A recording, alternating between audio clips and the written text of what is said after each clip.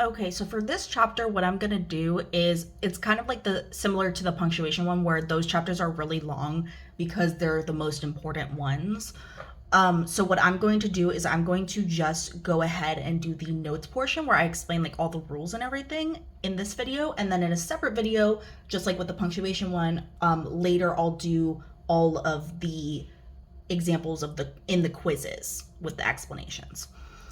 So let's go through the notes right now. So this is called the agreement and context chapter because most of the grammar rules have to do with context and agreement. Like there's other chapters where you have to refer to the context and like make it agree and everything, but these are like kind of like I made it a separate chapter if I felt like it was something that needed to be taught in isolation, like on its own, or if it was something that was like such an important thing that I didn't want it to get mixed up with all of the other like nitty gritty rules that have to do with agreement. So like this is the agreement stuff that's like all jumbled into like one chapter where it's not as important that I felt like every single little thing needed to be its own chapter, if that makes sense. So I think it's a lot easier to say like everything needs to agree with the context than to teach like every little specific rule that you guys need to memorize. So that's kind of like what this chapter is all referring to. Like if you have to sum it all up, it's like it has to agree with what's surrounding it and what it's talking about. So I'll show you some specific examples of that. So like one of the ways that we see this show up on the exam oftentimes is with pronouns. And I have a part one, this is like part one of the pronouns portion. So pronouns need to always agree with the context. Now you're gonna usually see it where they're gonna have to, the pronoun is referring to a specific noun and it has to agree or match with that noun. So like if you're talking about a girl and you're replacing that with a pronoun, you would say like she. If you're replacing the subject, you can't say like he went to the park if you're talking about a girl. Like it has to match what it's talking about in gender, and also in quantity. So like you can't say they because you're not talking about multiple girls. So it would be incorrect to say they in that instance. So that's usually how they're going to check that you're using pronouns correctly. Also, they might say, they might test you on clear pronouns. That's one that they like a lot too. So whatever the pronoun is supposed to be referring to has to be clear to the reader. And if it's not, then it's considered a grammatical error. So those are the main ways that you're going to see this show up on the exam. So let's look at a few examples. So here it says, composer Ludwig van Beethoven was renowned for his symphonies. It was influenced by the transition from the classical to the romantic era. So it is supposed to be referring to symphonies. Symphonies is plural. It is singular. That does not match. Therefore, we need to correct it by putting they there so that it matches, because they is referring to plural things. A lot of the times, like, you can memorize the, like, and make like a chart or whatever of like, here's the plural stuff, and I provide it, I think, later on in this chapter of like, here's the singular ones, here are the plural ones. But I think that that's a lot of like extra work when you could just logically think, how have I used these like in other writing scenarios? Like when you're writing in class, it might not have been that you were talking about symphonies, but you could have been talking about like, I don't know, like several books that you, or several students like going to take a test, let's say, if you're in class, and you would say they went to take the test if they is replacing like the several students that you're talking about. So you could say, oh, that means that they must be plural because I used it before to talk about several of my classmates going to take a test. Like you can use like logic and like tying it to background knowledge and like things that you already know rather than like making a bunch of flashcards and memorizing them. But you could do that too if you want. So that's an example of that. Basically just match it in terms of gender, and if it's singular or plural, match that. And with these, it's crucial that you read two sentences above and below, because think about it. If we read this sentence in isolation, like just by itself, it was influenced by the transition from the classical to the romantic era, that seems totally fine. It doesn't seem like there's an issue. And that's because we have to rely on the context of the preceding sentence, the sentence before it, to know what it is referring to. So even though it's totally fine as is, as a sentence right there, it's the context that makes it wrong. It's the context of, if we hadn't read before, we wouldn't know that context. We wouldn't know that it is supposed to be referring to symphony, so this is essentially wrong. So for these, it's really important to read 2 sentences above and below. Now, it's really hard for students to determine like which ones are testing pronouns and stuff like that. And it could be a lot to like think about at the same time. So like I said earlier on in the book, if most students typically just need to read 2 sentences above and below always, because they can't differentiate between when they're supposed to and when they're not supposed to. So just, I would recommend getting really good with your timing strategy so that you're able to do that the entire exam. So yeah, let's keep going. So 1 and you are loners. They can't be mixed and matched, basically. So like, it's wrong if you have this whole paragraph where it's like you, and then 1. You can't mix and match those. It has to be all yous or all ones. Like with the correct example where you switch it, it would be okay if you switch it to you, then you're totally fine. You just have to be consistent. Like, they're loners in that they don't want anyone else to they don't want the other one to match up with them, basically. Like, it has to be all yous or all ones. And like I said, I provide you with that list of like, here's the singular ones, here are the plural ones. If you want to memorize that, go ahead. But again, I think like there's so much stuff that you have to remember for the exam, especially with like math, that it's better to just use logic and like get good at doing that while you're practicing now, versus like you'll probably forget stuff on like if you just try to do like flashcards and stuff. Now, another important thing that a lot of people don't know or forget is that if they don't specify a person's gender, then you need to use he or she or his or her, depending on how it's being used. So for instance here, if they said, if a musician has stage fright, and they're not telling you like that they're talking about a female or a male, it's just a musician. We don't know if it's female or male, but we know it's singular and not plural, so we can't say they.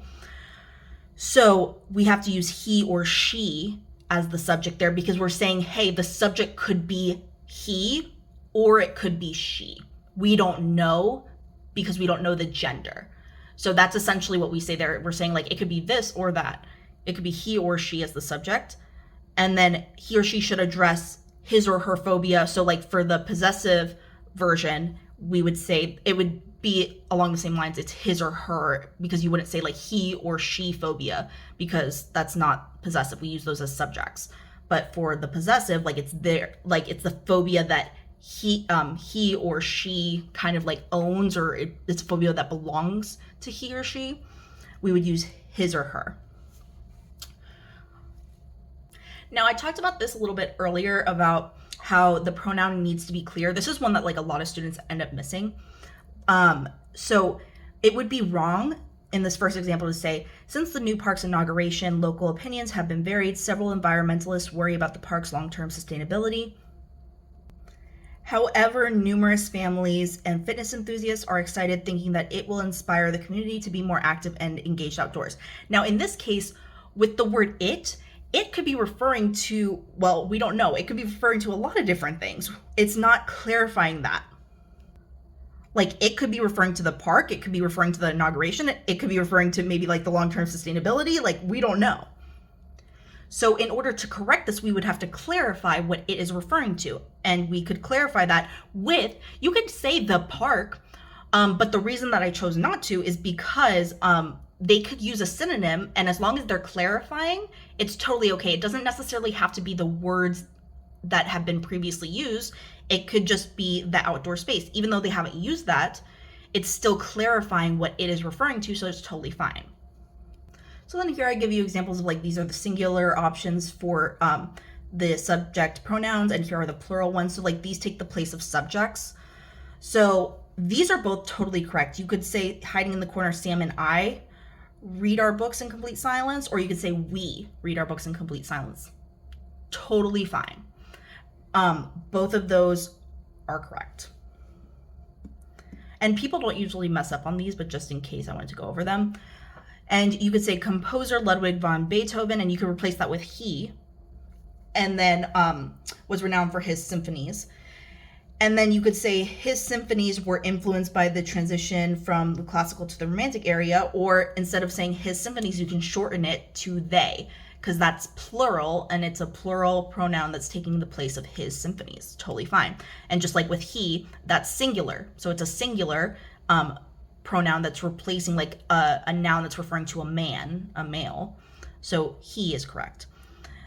And then it would also be okay to say last week Ashley and Anthony went to the library with Mark. That's fine. Or you can replace one of the options with like she for Ashley. If you're replacing Ashley, you would say she and Anthony. If you were replacing both of them, you could also say like they went. That's totally fine as well. So then let's go to object pronouns. Again, you can make flashcards for these if you want. These are the singular ones and these are the plural ones. They replace objects that are nouns. So here it says, sitting at our table, Sam's tutor helped Sam and I with our homework. So instead of saying Sam and I, because that's kind of annoying and long to say, it would be totally acceptable to also say us. We could replace it with us.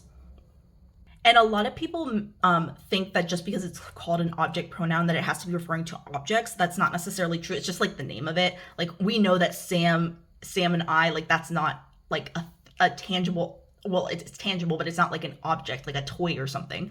It could be people too. So then we have several piano teachers at school bought Samantha a piano. Several piano teachers at school, you could say bought her a piano.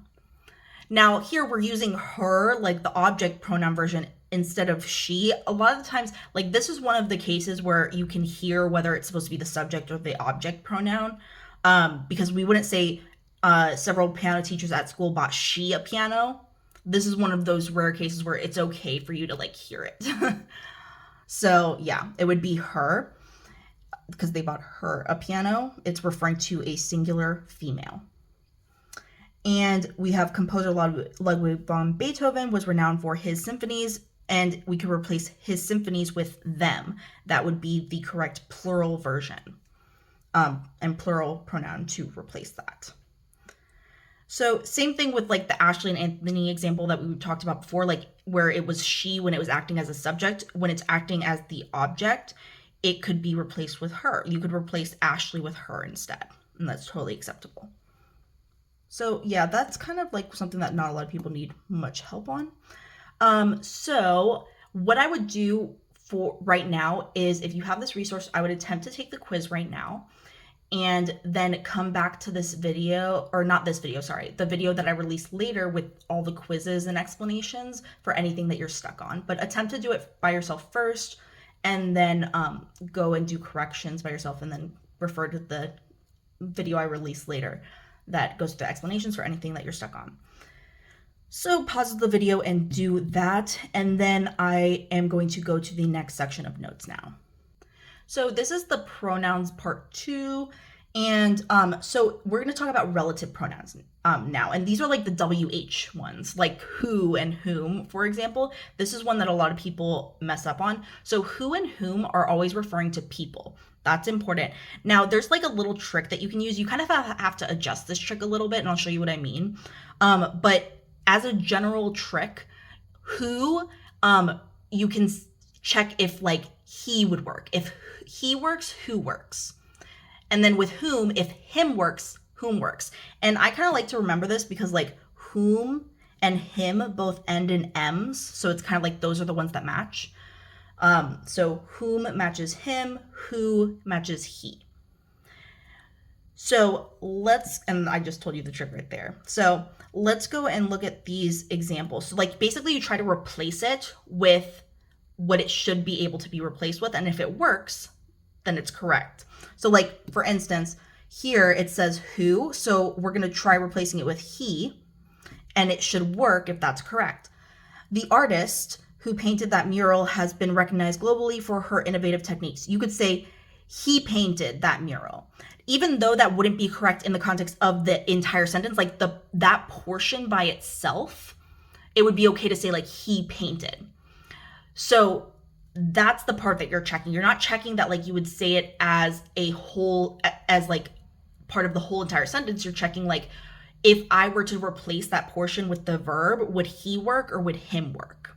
So he would work because you wouldn't say him painted that mural. You would say he painted that mural. So you use who in that case. And similar reasoning here with him. The teacher with whom I studied for 5 years recently published a book on modern philosophy. If you were trying to determine if you should put who or whom here, you would try he and him. So let's first try actually he, so that I can show you how it doesn't work.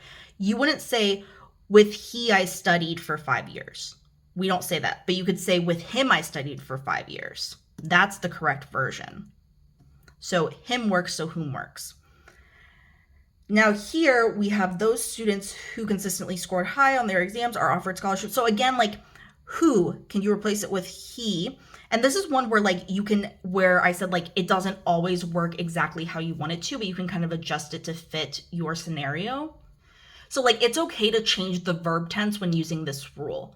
So like or like the verb agreement when doing this rule, like you can say, because we wouldn't say he consistently score high because then it doesn't match the subject scores, but we could say he consistently scores high, and that's okay. So like you can change whether the verb is supposed to be plural or singular when you're trying to do this trick to check if the trick works. That's totally fine.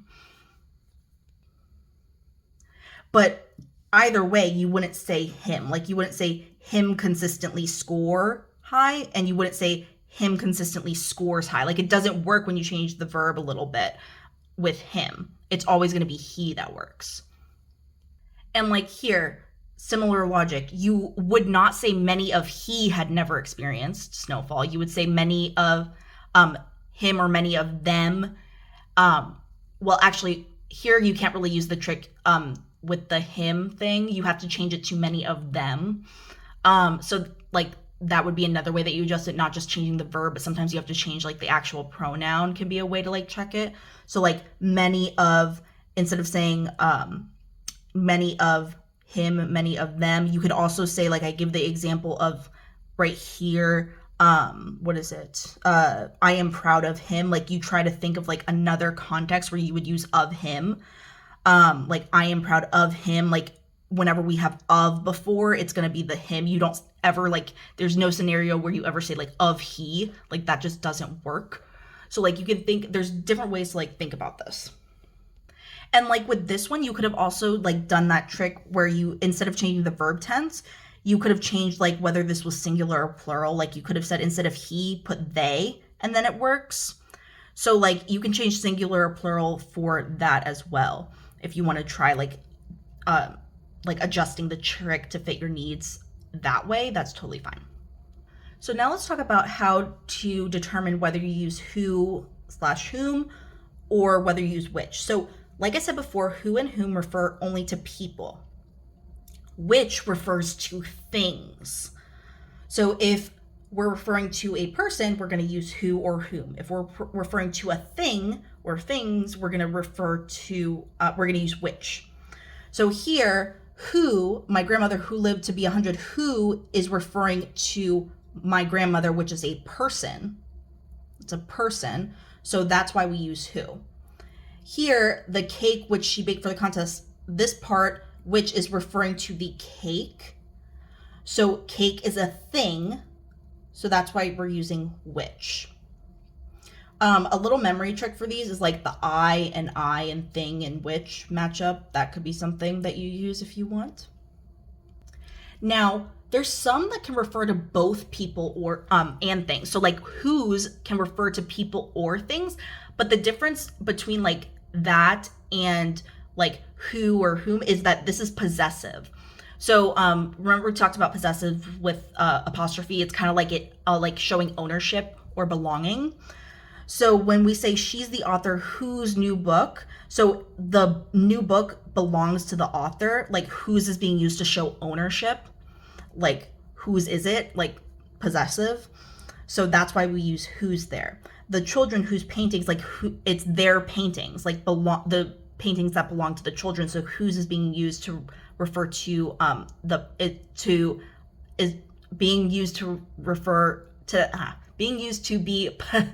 being used to show possession there. Same thing with the branches example. So it's like the branches that belong to the tree. Same thing with the leaves. So Those are some examples. And then we have which versus that. So one of the easy ways that you can tell this on the exam, by the way, is that they like to often trick you with that by putting a comma before it. So you, or after it too, like that, if you see a comma right up against it, it's wrong. So that's one easy fix, and strategy that you can use on the exam. But let's just go over kind of more in depth about the differences now. So which versus that. Which refers to things. That can refer to people and things. So which is only things. That can be people and things. So let's look at some correct examples. So right here, which, the museum which opened last year, it's being used, which is being used to refer to a thing, or the museum. My handwriting's terrible right now. Okay, sorry. And then in the next example, we have the belief that the earth, so that is referring to the belief, and even though that's a thing, that's totally okay, because this can refer to people or things. The difference is that we have a non-essential clause right here, meaning, like, remember, non-essential, it's in the name, like we can cross it out and it's okay. Like we could just have the sentence, the museum is home to a vast collection of Renaissance art. So like which can be used with those non-essential clauses and phrases.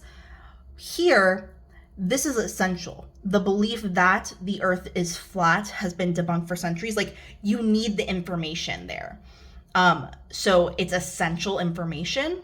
So we can't like use commas, which is also why like that can't be used with commas, because it's followed by essential information. Typically like when we use it in sentences.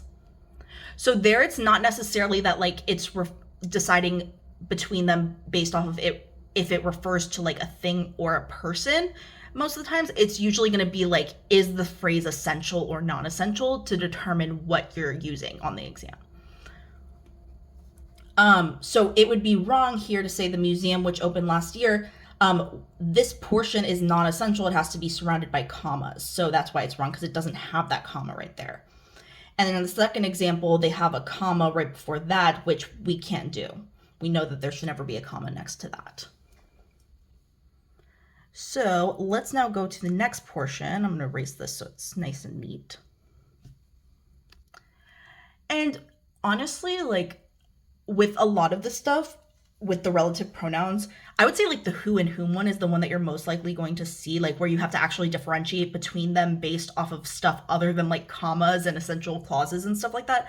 It's usually going to be the essential clause, like the punctuation rule thing, that makes you determine what word you're using. Like I would say 9 times out of 10. So like if you're not getting some of this stuff, I wouldn't be too worried about it. Just focus more on like the punctuation is usually what they're testing you on with these relative clauses with like the WH stuff. So let's talk about when and where. So when refers only to times. Where refers only to physical locations like places. This is something that a lot of students mess up on the exam. If it does show up, it'll show up like maybe once or something. Because when we speak, we often say this wrong out loud, and it's so common that we've accepted it as like we think it's okay, but it's actually not grammatically correct to like mix and match these. So let's talk about some examples of where it would be acceptable to use when. So like right here, she lived in an era when women were just beginning to demand equal rights. When is referring to era, a time period, like something to do with time. So that's why when is appropriate to be used there. You could not use where there because it's referring to a time, not a physical location or place. So when is the option that works there. But there's also a situation where why it says preposition plus which, where you could replace when and where with in which, and that's totally fine. Like if when works, in which works. If where works, in which works as well. So it would also be appropriate to say in which and having that refer to area. So basically just check if when or where, either one works, then so does in which. So then let's talk about this option right here. So it says, We watched a documentary in which the mysteries of the deep sea were vividly portrayed. Okay, so here, this is actually like an example I included because it's not like referring to a physical location or a time, but in which is still correct. So this would be an example of like another case where you could use in which, because it's referring to like a thing. So that's totally okay because you're saying like it's in the documentary, like in this documentary. I don't know how to phrase it. Let me think for a second. Like within the documentary is where the mysteries of the deep sea were vividly portrayed. So it's okay to say in which in this case. Again, you're probably not going to be tested on this, but just to cover all bases. And then let's go to this portion where. So she took me to the hilltop where is supposed to be referring to the hilltop, a physical location or a place. So it's totally acceptable to use where. You could also say in which. You could say she took me to a hilltop in which we could see the same or see the entire city spread out below. Both would be totally acceptable. That's also something you could use if you see like both of them in the answer choices, then that's also like kind of like how you have the comma fanboys equals semicolon equals period thing where like you can eliminate multiple options if they're all correct. That's kind of another case where that could help you with process of elimination if it gets to that, because like they can't both be correct. On the SAT, they are correct like in the context of like this right here, like you could say in which for where, or you could say where. In this context, it's okay, but like on the SAT, there's only one correct answer. So like if you saw both of those, you would know like, oh, it can't be those two letter choice options. And then we have some other examples, like here, the library where I spent countless hours during my childhood. A lot of people, for some reason, think that you can only use like which for non-essential clauses. It's just that it's more common to see that on the SAT, but you could use other WH words like where. So that's why I included this one. So here, where is still being used to refer to a place, and it's a non-essential phrase right here. Like this is just like extra information that's interrupting the flow of the sentence that we could cross out. We could still say the library is being renovated next month. Where is referring to a place, so that's fine as well. And then if where works, in which works too. And we kind of already talked about like the other wrong examples, but just really quick because this is one that gets people sometimes.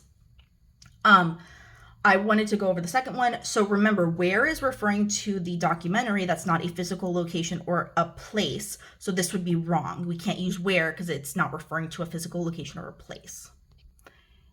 And again, what I would encourage you to do if you have this resource is to go and attempt to do the quiz for the relative pronouns by yourself before correcting it, by grading it and correcting it on your own as much as you can, and then go to the video I upload later on for any explanations that you need on stuff that you're stuck on. So now let's talk about verbs. So just like the pronouns, the verbs need to always agree with the context. So oftentimes you're gonna see this and show up in these two ways, basically. So you're gonna see like, should the verb be singular or plural? And also like with gender will be a thing, like if you're referring to like a guy or a girl. So like it could be singular or plural, like should you use he, she, or should you use they to refer to like multiple people? Or it will show up as you have to use in general like past tense, present tense, or future tense. I have to fix that in the book. So that's supposed to be past, present, or future tense. So one trick that you can use a lot of the times, like if you're not striving for like a perfect score, and like I wouldn't encourage like everyone to do this, but it's like those kids that like really are just like lost and like you really just like can't grasp this, and like it gets to test day and you don't really know what to do. Most of the time, or I would say like a significant amount of the time, not like 9 out of 10 times, but I don't know what the estimate would be, but like the majority of the time, I would say that like they want you to be consistent in your verb tense in terms of like whether you should use past, present, or future tense, and keep it consistent with the entire paragraph. So like if the entire paragraph is in past tense, typically like that sentence in the paragraph should also be in past tense. But like it can change. Like you could have like, think about, I like to give the example of like a flashback. Like if in a paragraph they're talking about like things that happened to the past in the past, and then like it's flashing back to the past, and then all of a sudden it's like back to the present now where they're saying something, like the character's saying something, you're going to have to change to present tense because you changed where you were in time. Like you went from the past to the present. So like that would be an example of like when you have to switch it up. But like I said, a lot of the times it's going to be consistent with the entire paragraph or passage. So just be careful with that. Like I wouldn't use that as like a tried and true like rule for everything, but it can help you if you're really stuck. Typically, you're just going to have to know, like, is it like, should this verb be in the past, referring to the past, the present, or the future? There's like a bunch of fancy verb tenses that we're going to go over where it's like there's a bunch of different future ones, there's a bunch of different past ones, a bunch of different present like ways to do the present. Typically, like I can't even recall recently like going over a practice test where like a student actually had to differentiate between like different verb tenses in the present. Like it's always something that's like the punctuation's off also, or like it's like just that if there's two past ones, it's usually just that like, oh, it's supposed to be either the present or the future one. Like it's very rare that you're gonna have to like choose between like simple past and like one of the other ones. So let's keep going and let's just talk about some of the simpler stuff with subject-verb agreement, and then we'll get into like those fancy verb tenses. But again, like I said, like it's typically just ask yourself, like, is it supposed to be talking in the present, the past, or the future? And typically that's all you need. So let's talk about compound subjects joined by and. So that would be something like this. Kelly, John, and Sarah run to the park. So it makes sense that the verb would be plural because you're talking about more than one person. Like the same thing with the dog and the cat. Are would be correct. You wouldn't say the dog and the cat is best friends.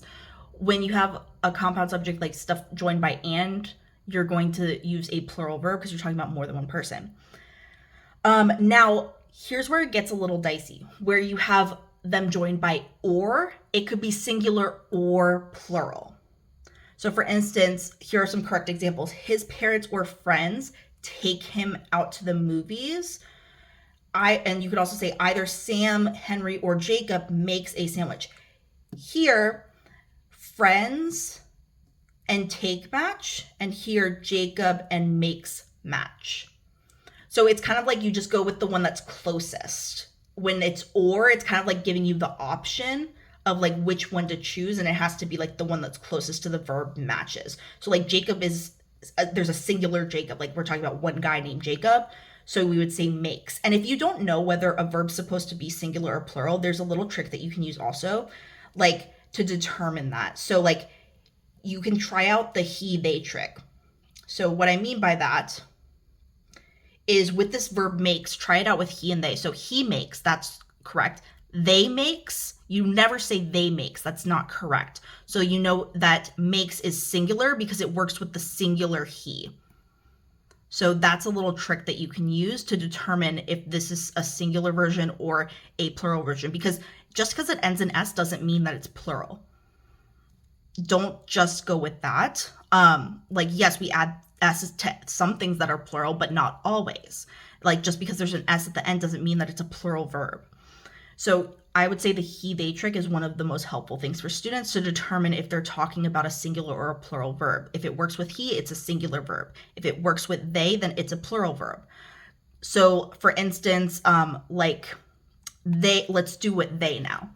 So if we wanted to determine is are singular or plural, they are works.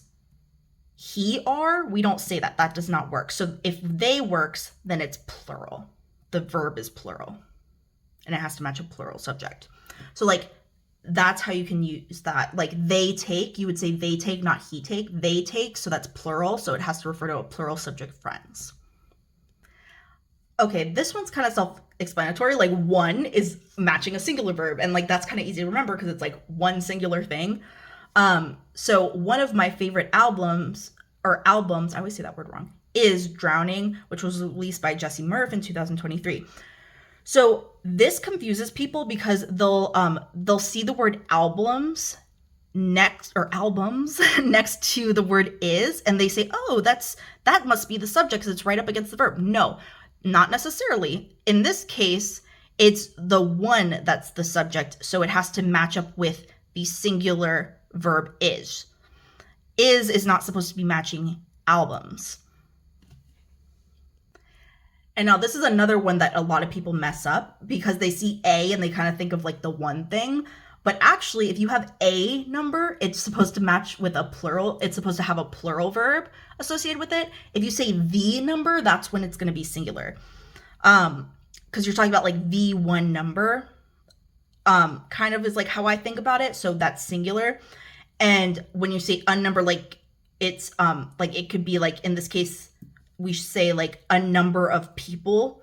So it has to match up and be plural because you're talking about like, it's not even, I wouldn't even use it.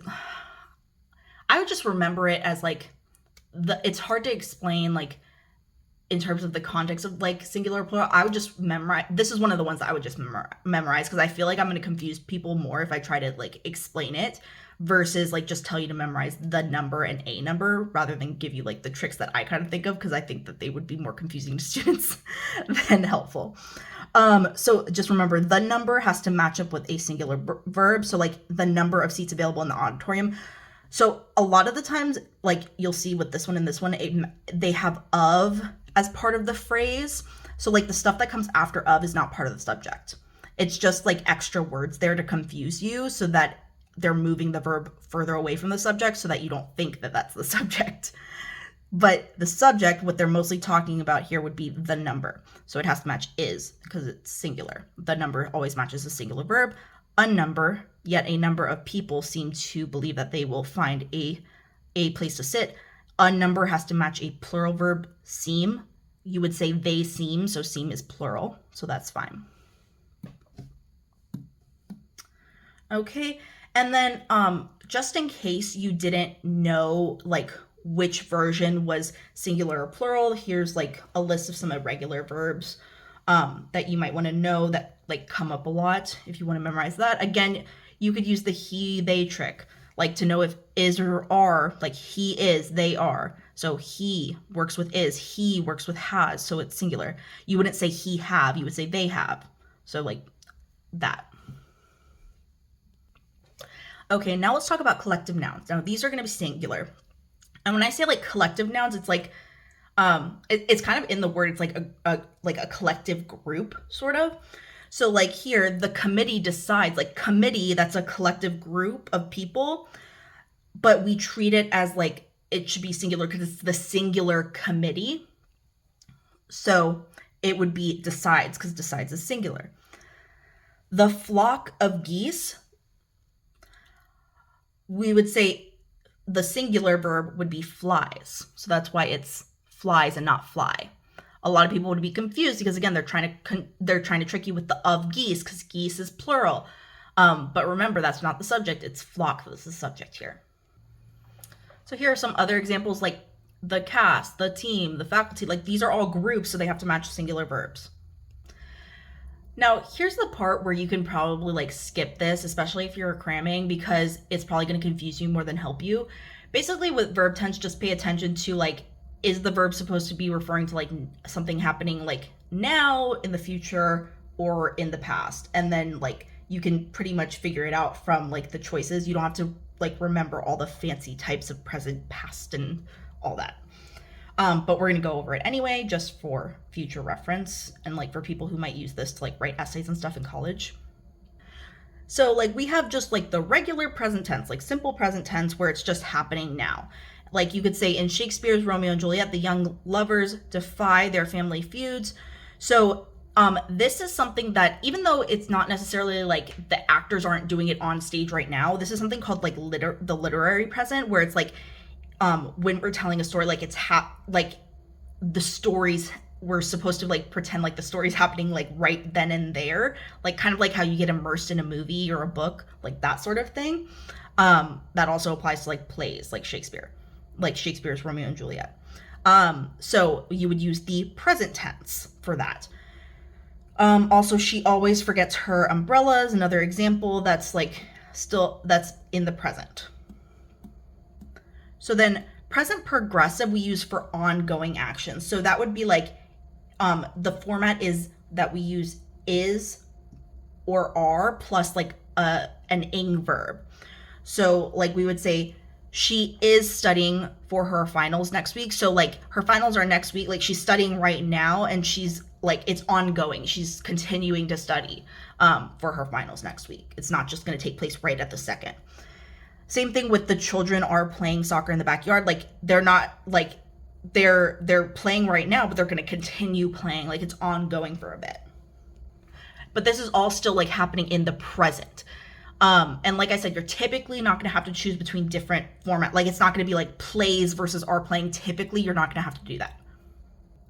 So then we have the present perfect. Again, this is still present tense. It's just like a different fancy version where we use this when an action begins in the past and is still relating to or happening in the present. So like it starts in the past, but it's still happening now. And the format of this is like has or have plus a past participle, which is usually just a verb that ends in ed. There's some irregular formats, like you could say has been or have been, or like verbs that end in ing, like the past participle usually ends in ung. Like instead of like he has sung, you would say like he has sung, because sing ends in ing. So like instead of it ending in ed, like if it ends in ing, it's gonna be like ung usually, like those types of things. And let's see.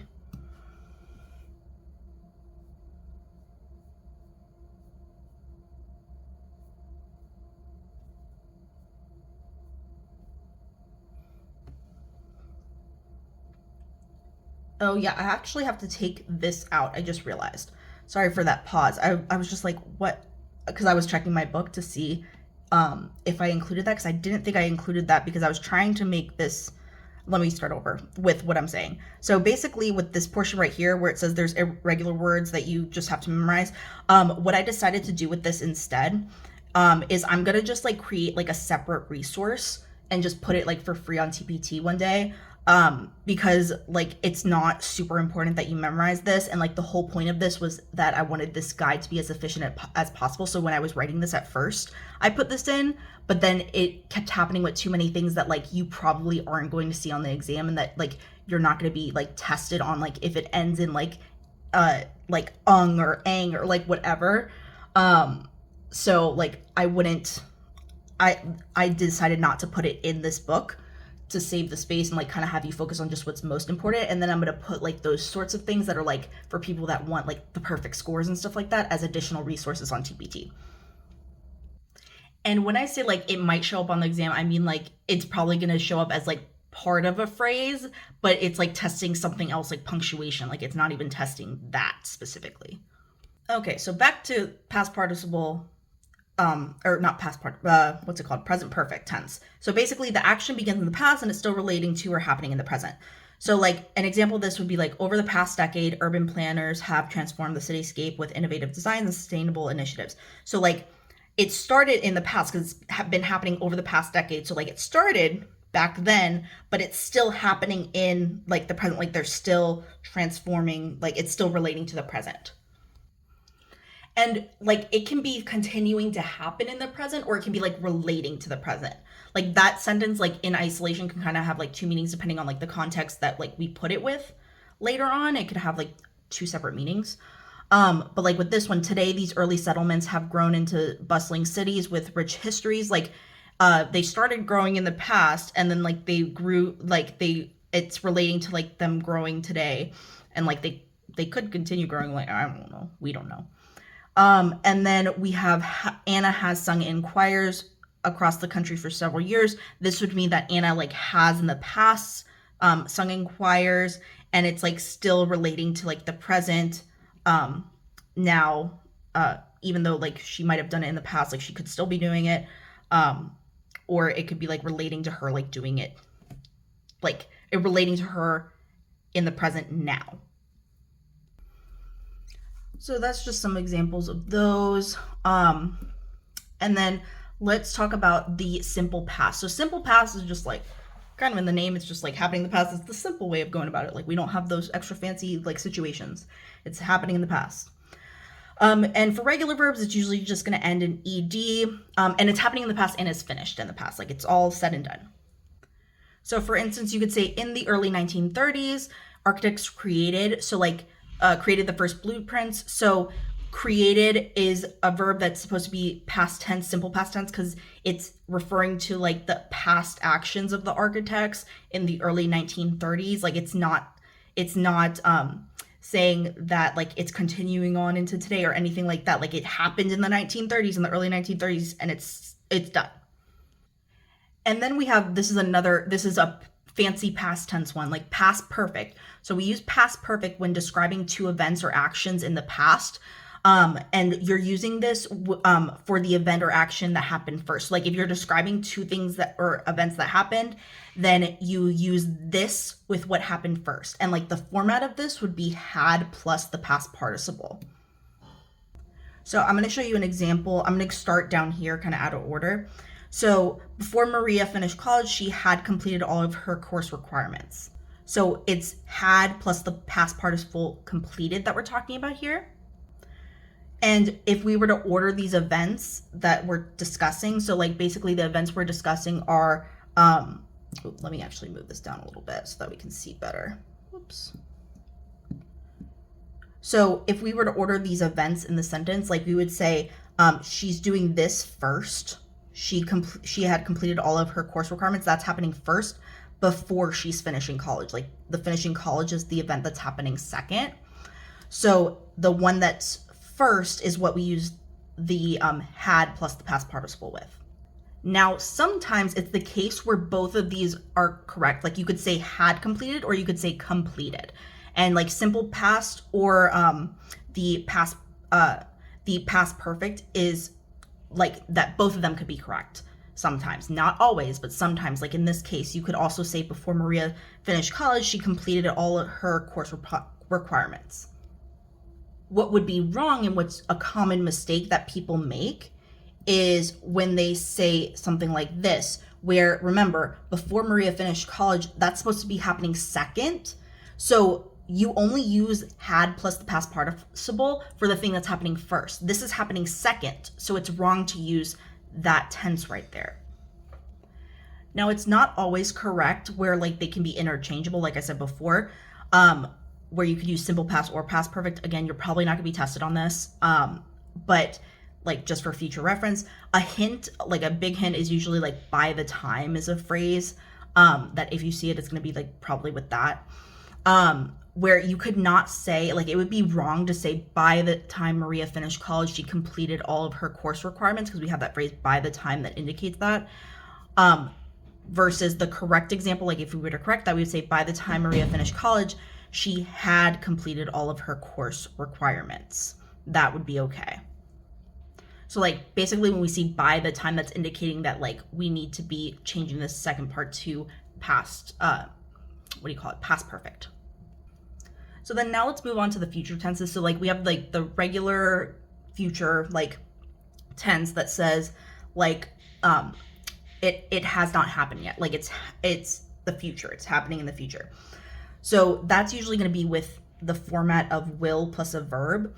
So like a correct example would be to say next year Maria will search for a job. Like it has not happened yet. Like she will search for a job in the future. Now you could also have the future perfect tense. I'm skipping down to that. Like I'm going to go back to the conditional stuff after. But I think it's easier to like kind of do it in this order to explain. So the future perfect we're going to be using for an action in the future that will be completed before another action. So this format that we use is will have plus the past participle. And again, this one, like there's a big hint with by the time. Like you could say by the time my homework is complete, my friends will have gone. Use will have plus the past participle gone home. Will have gone home. Like that's what's happening. They will have gone home. The friends will have gone home before the other action of the homework being completed, of that person's homework being completed, is done. And then now let's go back a little bit to the conditional. So like the regular conditional is just like it has not happened, but it could happen. It's like talking hypothetical situations. Like it would be, I'm sorry for the noise, guys. People just came home. So then a correct example would be if you earn better grades, you would feel more confident. So like it's not necessarily that you have earned the better grades yet. It's a hypothetical situation of like you would feel that way. So that's when you use like the would plus the verb, or like would is technically a verb, but like you get what I mean. It's like would something. And then we have past conditional. So this is kind of like, again, going back to the past, like past conditional would be like it could have happened, but it didn't happen, basically. So the format of this would be would have plus the past participle. Now, the correct way to say this would be if I had gone to sleep earlier last night, I would have woken up on time, because the thing that could have happened but did not happen is the I would have woken up on time. So that's where you use would have. It would be wrong to, instead of say had gone, to have said if I would have gone, because that's not the thing that could have happened but did not happen yet. Like you still have to refer to that part as like taking place previously. So it's like the thing in the past that would have been like the first event would like be you going to sleep earlier. So you have to use like the past perfect one where it's like had gone, because that's the first in the sequence of those two past events. And then this is one of like the rare cases where you can like, you have to hear if it's correct, like whether to use to or an ing with verbs. So the correct example would be she decided to travel abroad after graduation because she wanted to broaden her horizons. Like you can hear that that's correct, but you can hear that it's wrong to say she decided to travel abroad after graduation because she wanted broadening her horizons. Like that's just wrong. This is one of the few cases where you can only like kind of rely on your ear to hear that. But remember, for most stuff on the exam, they're not going to give you stuff that you can rely on your ear for. Like they're trying to trick you with the stuff that sounds right to your ear. So like I wouldn't worry too much about that. Like most of the time you have to justify something with a rule. Like when in doubt, like you have to think of your rules. And sometimes we can have examples of both of them being correct. Like you could say, if she ever begins to date again, she will need to learn to trust people. Or you could say, if she ever begins dating again. Like those are both correct. So sometimes they can both be correct. And those both to like your ear sound correct. So let's see what else. I mean, this is kind of just saying like what you cannot do. Which like if you just kind of think of what you can do, you don't have to memorize like what you cannot do, but like I just put it there just in case. That you can't have like just a past participle hanging out by itself. Like you can't just say like, let's see one. If I gone to sleep earlier, like gone would be the past participle there. You can't just have gone by itself. Like that's what I mean. So like it's just like focus on what you should be doing. You don't have to focus on what you don't have to be doing. But if you kind of want that extra reminder, that's why I put this stuff there. And like you can't do this, you can't put that with the simple past either. Like that's kind of just like intuitive as well. And this is kind of like what I was saying at the beginning, where like if you're bad at verb tense, like something that you can kind of like use is that most of the verbs in the paragraph are going to be the same tense, but they can try and trick you sometimes. Like this is a case where like most of them are going to be the same tense, but not necessarily all of them. Like for instance, have grown is not in the same tense as like relied and navigated, like all of that. So like here, those other words like navigated, relied, those are in the simple past tense.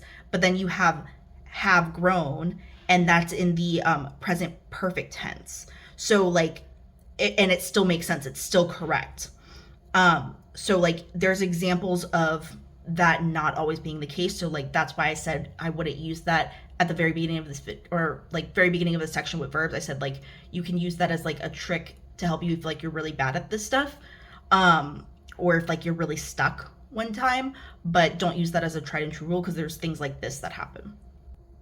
So now what I would encourage you to do is, if you have this resource, go and take the quiz and attempt to do the corrections and like grade it and attempt to do the corrections on your own before you watch the other video that I will post later on that has the quizzes for this chapter and me giving the explanations for those.